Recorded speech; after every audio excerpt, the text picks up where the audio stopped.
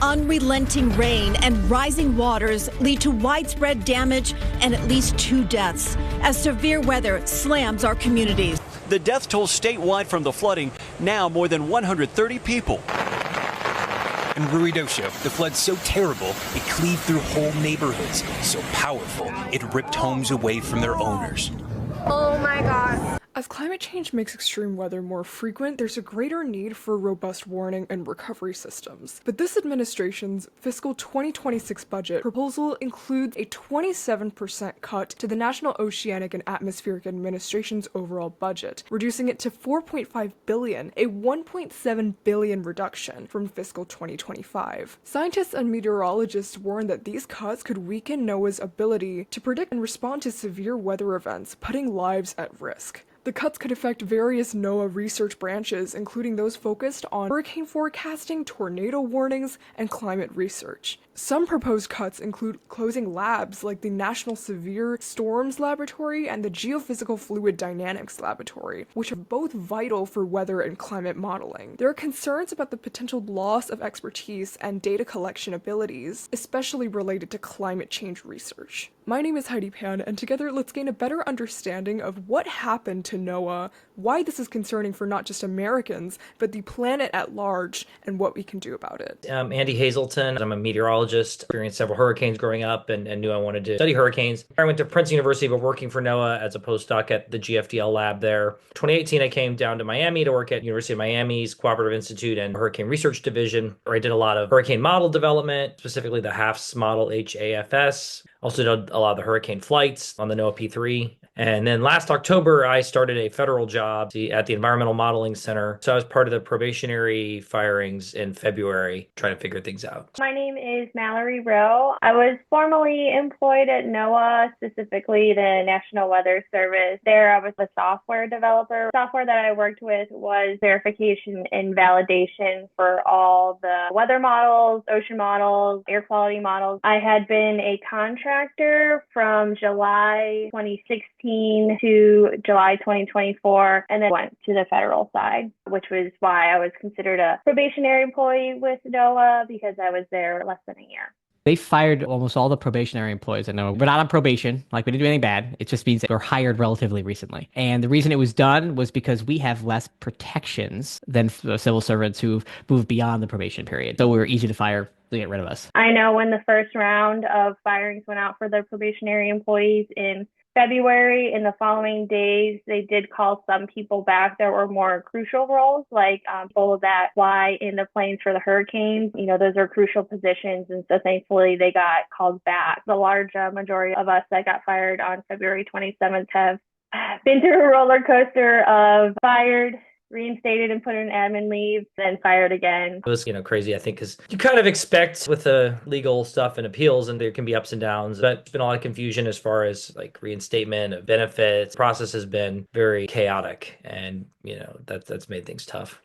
We kind of all got this mass email. I got the email, and all of us got the email from the acting NOAA head at the time. In the email that we got, it was stated that, our abilities and skills were no longer a fit for our agency's needs, which is obviously not true. It's unusual because typically specific personnel stuff like this is down the chain of command. And like my supervisor didn't even know that I was going to get fired. I wasn't communicated at all. The managers that I worked with on a daily basis were completely blindsided by this. None of them knew about the refiring or the reinstate. It's all being done like very high level. The email had a lot of stuff that pointed right to current administration, Trump and Doge and Elon and all that stuff, which are basically trying to get rid of a good chunk of NOAA employees. It was all coming from the Department of Commerce, but higher up at the White House. No one at NOAA wanted any of us fired. I know that my direct managers have been fighting and continue to fight for us. It probably means more to me in the world than I think I could ever say. All received the same template email around 4 p.m. on the 27th, telling us that our employment was done at 5 p.m. on the 27th. So we had about an hour from getting the email to when we were officially done. Most of us that were probationary, like I had been with NOAA for 8 years on the university side. My colleagues had been there 5, 10, some has been 15 years as contractors or whatever, and then get promoted into this federal role. This isn't just new people that don't really have much experience. This is a lot of institutional knowledge that's been lost. Before all of this went down, you may not have even heard of NOAA, so let's clarify a few things. NOAA stands for the National Oceanic and Atmospheric Administration. Now you understand why we call it NOAA. It's a mouthful. And we do exactly that. Oceans and atmospheres. I always joke, if you've ever been outside before, you should care about what NOAA does. If you've ever been to the ocean or even thought about the ocean, you care about what NOAA does. Inside NOAA are things like the National Weather Service, which make forecasts for the entire country, but also internationally. A lot of international partners rely on NOAA data. I mean, the HAFS model that we worked on is run for all basins globally where hurricane tropical cyclones happen, with the Indian Ocean, the Pacific, West Pacific, East Pacific, and the National Hurricane Center casts for the Atlantic and the East Pacific. So that means not just the United States, but also Mexico, Central America, Caribbean islands. So there's a ton of people that rely on this data to make decisions that may suffer as a result. Also have NESDIS, which is the satellite division of NOAA. If you ever see a beautiful shot of the Earth from space, it's probably from a NOAA satellite. They're monitoring our planet for not only weather, but greenhouse gases. They're monitoring the sun. Had those big auroras recently, right? Last year, those space weather forecasts are done by NOAA when it was issuing, I don't know what it was, a stage 5 solar, whatever it was. That was NOAA as well. And then the ocean side of things. You ever looked up what the tides were coming in? That's NOAA. Current data, that's NOAA. Looking up wave information, that's NOAA. If you've ever been on a boat and used a nautical chart, that's also NOAA. NOAA also has the National Geodetic Survey, which is a boring name for something really cool. They're the people who measure how tall things are. That's used in GPS to make sure you know where you are. It's actually the oldest part of NOAA. And then we also do all of the fisheries aspects of NOAA. That's regulating industries who are fishing for lobster or pollock or whatever fish you can imagine. NOAA sets the quotas and NOAA monitors those fisheries to make sure they're not overfished and maintains general ecosystem health across the United States. And the marine sanctuary system across our country is also run by NOAA. You ever see a tornado warning or a watch or any sort of weather watch or warning, that's from NOAA. And that's our mission, is to save lives, basically, to make sure people have the best information they have to make the best decisions for themselves and their communities and their loved ones. NOAA has a huge climate component to it as well. They're working with communities to build ground up sort of solutions to how communities can make their areas more resilient to things like flash flooding, but also to things like heat, to sea level rise, to drought, and helping farmers figure out ways of dealing with climate change as well. It kind of really runs the gamut from the really, really, really near term, what's the weather today, to the long term, how are we going to deal with our changing climate and these worsening extremes? Covers a lot of things, ranging from obviously weather, what I do, climate, predicting El Nino, La Nina, drought, tsunami center, ocean prediction. I've been on the atmospheric side, first with ocean atmospheric research, doing hurricane research and helping build the models. Almost any weather data that Americans interact with on a daily basis, even if it's just something as simple as trying to figure out how warm it's going to be so you know what to wear for the day, but all the way to hurricane or tornado warning that you need to listen to protect your family. Those all have roots in NOAA. Even though I'm a NOAA employee, there's so much more that NOAA does that I probably don't even know. If there is one positive out of this whole experience, it is I have learned communicating with people that I have gotten fired along with, daily. We have a, chat, we all talk in.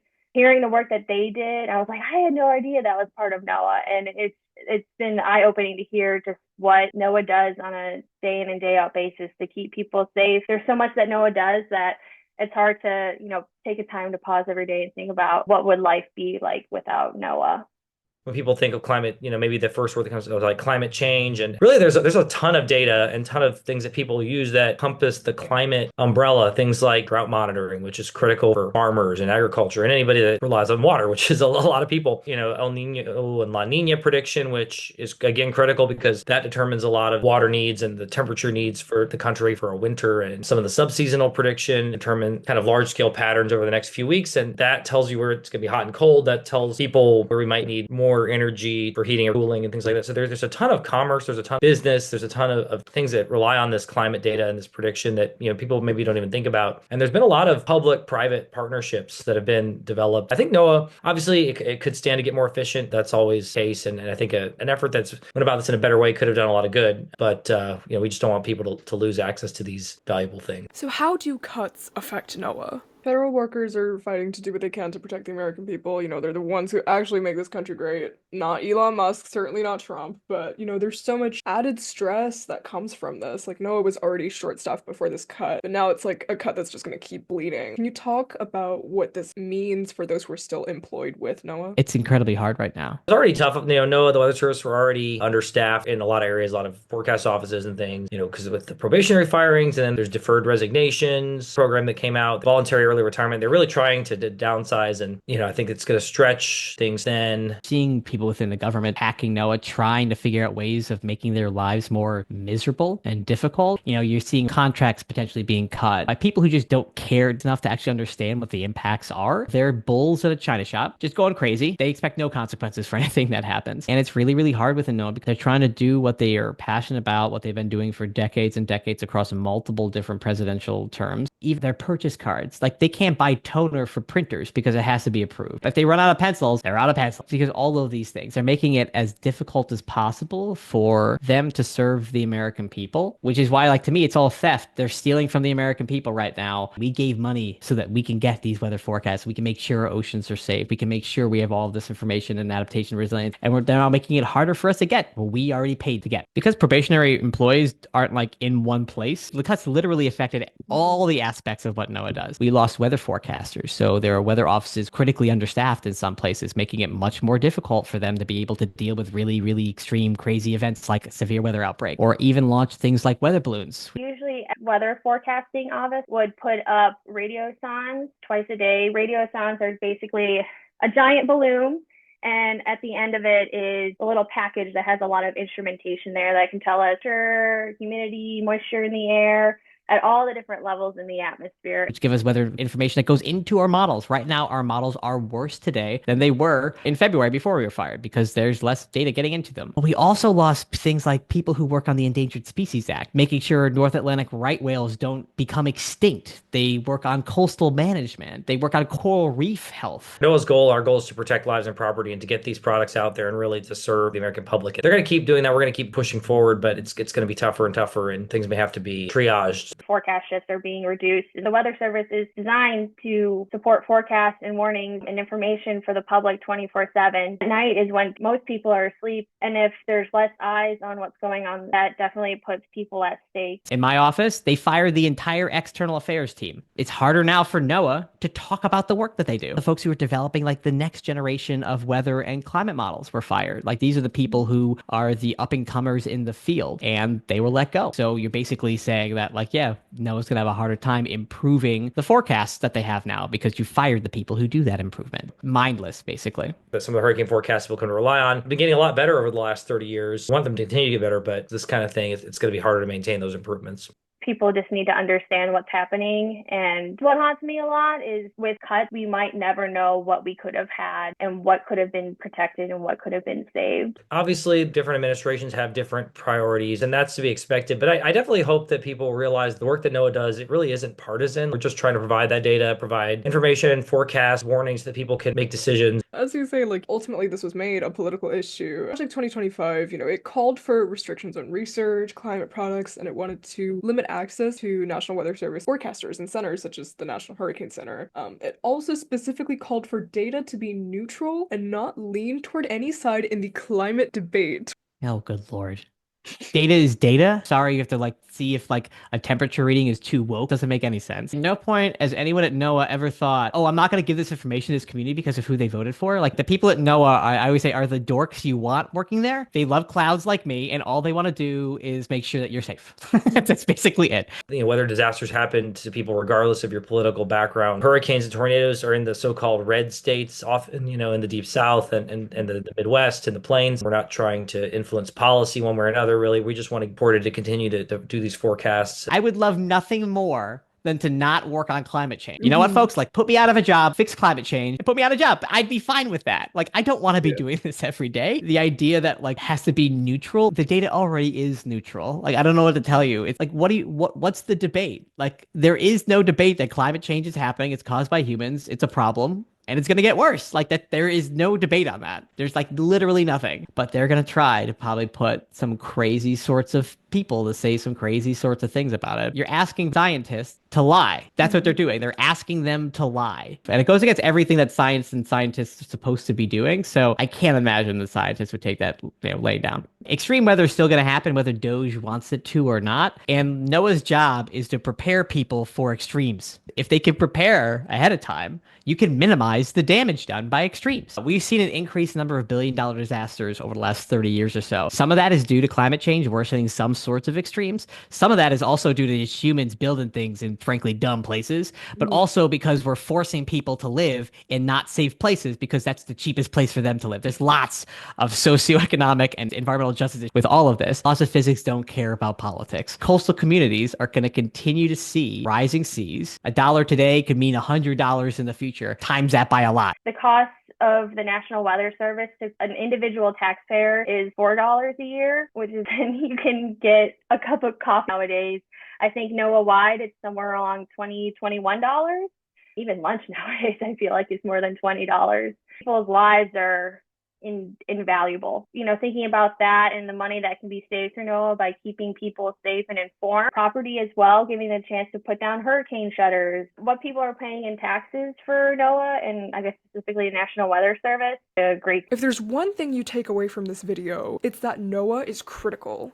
It protects our health, safety, and industries. So what can we do to protect NOAA in return, and other federal agencies under threat like the EPA or the CDC that have our best interests in mind? You have congressional representatives, your 2 senators and your person in the House. Contact your representatives and let them know how important NOAA is. It's good to be as specific as possible. What are web pages that you look at? What are things that you use on a day-to-day basis? And just communicate how valuable those are, that you don't want to see it cut, that you want to see that continue.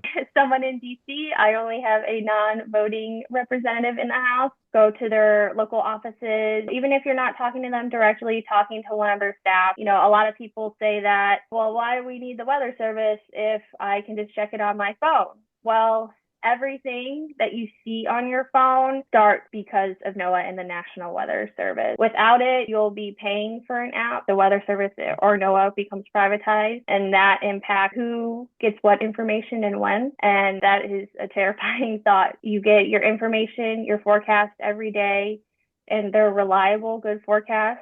I know everyone says that meteorologists are paid to get wrong, but we're definitely right more than we're wrong. Still an evolving science, and it's not perfect, but with cuts to research and lab, your forecasts, they're never going to improve. So it's important to make sure that, you fight and you advocate and you talk to the people that control the purse strings and run this country at a federal level to make sure that they're also fighting for you to stay informed about the weather so you can make the most informed decisions about whether to have that wedding outside or have that family reunion at the park.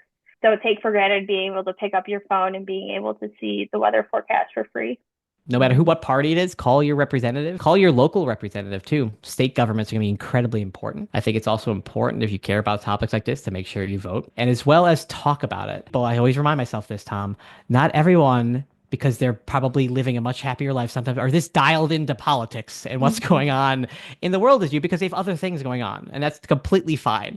They may not know that the weather service is being impacted. They might not know about NOAA, right? So I feel like sometimes if you care about it, just talk about it more. So I also say when it comes to communication, climate scientist Tom, am not a better communicator about this topic to your parents than you are, because they love you. And I'm a random guy. As much information, as much schooling I've had, you'll still be a better communicator and a better messenger to people, especially the people you care about and who love you.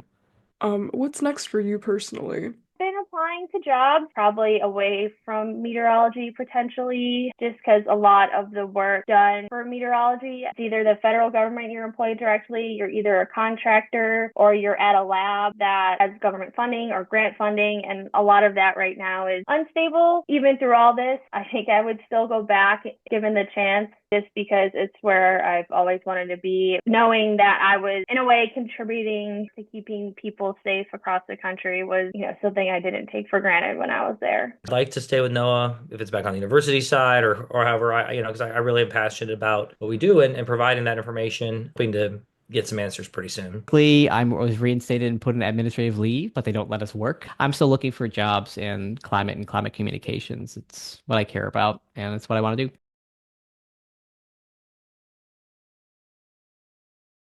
Thank you so much to Tom, Andy, and Mallory for taking the time to share your experiences. More thanks go to you, the viewer, watching this. To support myself and my team, make sure to like, subscribe, comment your thoughts, and share this video with anyone who you think might find this helpful. If you like this video, check out our podcast where we deep dive climate careers to make helping our planet a little less daunting. Take care.